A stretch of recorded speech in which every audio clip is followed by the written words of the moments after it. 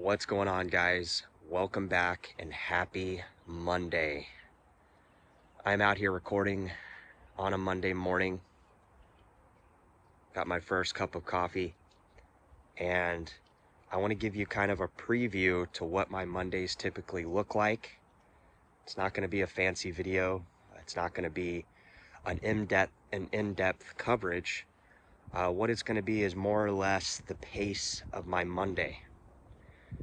We're going to also piggyback this later on a future video, but typically my Mondays are generally the same. I wake up whenever I feel like it, whenever my body naturally wakes up. Typically, here in the more recent times, it's been around the 8 o'clock time. I'll usually get up a little earlier. I'll lay in bed, but I actually won't get out of bed till somewhere around 8 o'clock. I'll make some coffee. I'll walk out here. This is a nice backyard that we have here. Let my dog kind of walk around and just get some fresh air. It just rained here yesterday, so the air is super fresh. Didn't rain a lot, so there's no mud.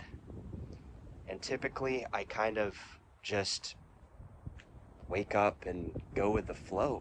I mean, I don't really have anywhere to be on Mondays, which is kind of where I want to go with this video towards a future video of what are the downfalls of living down here.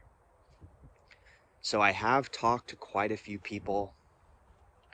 I actually have some individual stories that I'll share at a future video for people that have moved down here and have not been able to figure out the formula to stay. It just is not for them.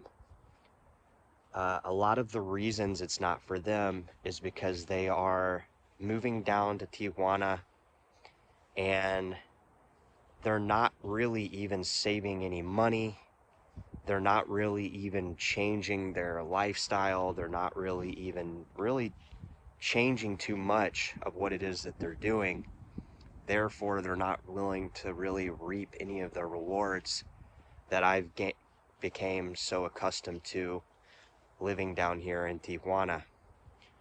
So one thing that I've noticed, and I'm going to throw the comments on the screen here, is a lot of people move down here and they don't figure out how to navigate the logistics of cross-border travel. Somebody reached out. I'm going to put their comment up here on the screen here. They were talking about if you work a 9 to 5, which I don't work a 9 to 5. I work independently, and then I also have a night job a few days a week. You're something along the lines, and I'll throw it up here. If you work a 9 to 5, it can be exhausting crossing the borders, long wait times. Basically the wait time. What does it take to cross the border? Now, if you are working a 9 to 5 job, that is going to be kind of challenging, okay? But I'm going to respond to this person's question and statement because there's ways around this, okay? I don't know if this person has Sentry, which we're going to do a deep dive into, which is a cross-border program offered by the US and Mexican government that allow you to expedite your travel cross-border for work and for business purposes and things like that. So a lot of people move down here, guys, and they really don't take advantage of the fact that they're even down here. They kind of keep their routine. They're sitting in traffic on that side of the border. They're sitting in traffic on this side of the border. There is traffic down here, guys, okay? The rush hour is real. And it's real in every major city across the United States. So I think logistics are the first thing that somebody needs to master when they move down here to Tijuana. And this took me some time too. I wasn't prone to avoid this. I was working a different job at the time, where a lot of the time my time was spent navigating the local traffic and the traffic coming into Tijuana from the San Diego border. So one thing I've noticed now is that by moving down here, I'm able to actually save a lot of time by just shifting when I work. See guys, I don't want to sit in traffic in San Diego, and I don't want to sit in traffic in Tijuana. And if you get off at 5 o'clock or 4 o'clock and you're coming south from San Diego, you are going to hit bumper to bumper traffic all the way from downtown San Diego, all the way down to San Ysidro. That has absolutely nothing to do with the Tijuana traffic. Now, another split side of that is you're also going to hit traffic coming into the Tijuana border from San Ysidro into Tijuana, and you're basically hitting traffic twice. But once you get over the Tijuana border, if you're coming to Playas de Tijuana, they built a brand new fast 2-story bridge road that goes all the way to Tijuana, and I have not seen traffic on it one time, not even once, because this road runs parallel with another main road coming into Tijuana, and the whole reason they built the road was to expedite traffic from the border. And it's literally right when you come over the border, you go up a ramp, you're on the road. It's a brand new road, shoots you all the way down to Tijuana beaches.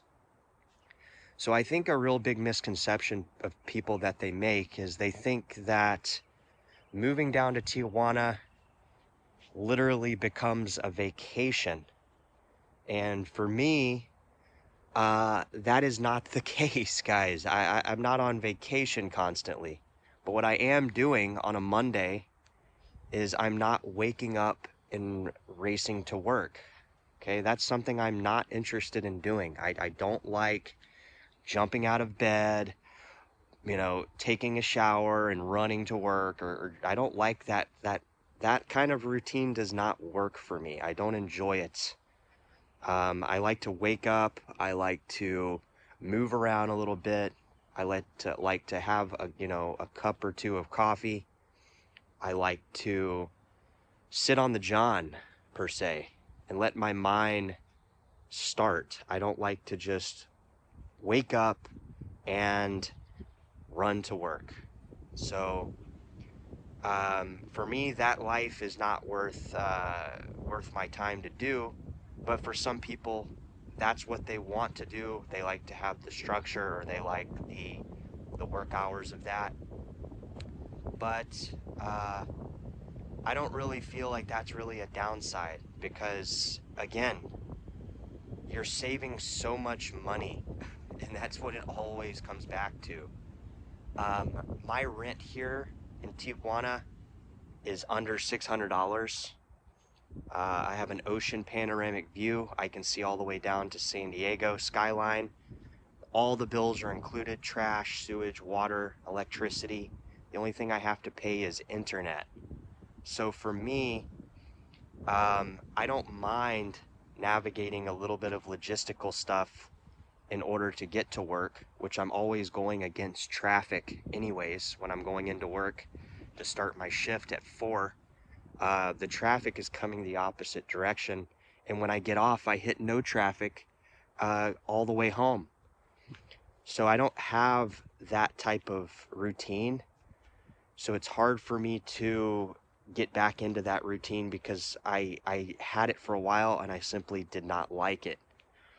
So I guess in future videos, we need to cover more of the in-depth logistical, like Sentry, and how to navigate some of that stuff, because I'm afraid that some people move down here and they think that it's all great, which it mostly is in a sense, because you're saving so much money.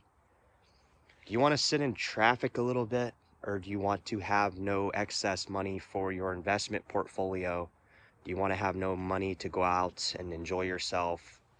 And those are really the questions I think are more, what are the downsides of not having additional money? I think is kind of really what it means.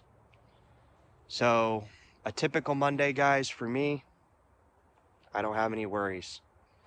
We'll do future videos kind of diving more into it, and hopefully, I just wanted to catch this comment because it is important to people to understand that just because you're living in Tijuana doesn't mean you're not going to hit traffic. You're not going to hit, encounter problems and things like this.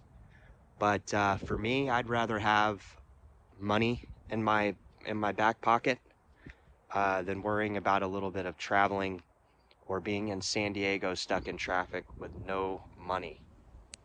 I think that's the moral of the video. Talk to you guys soon. Happy Monday.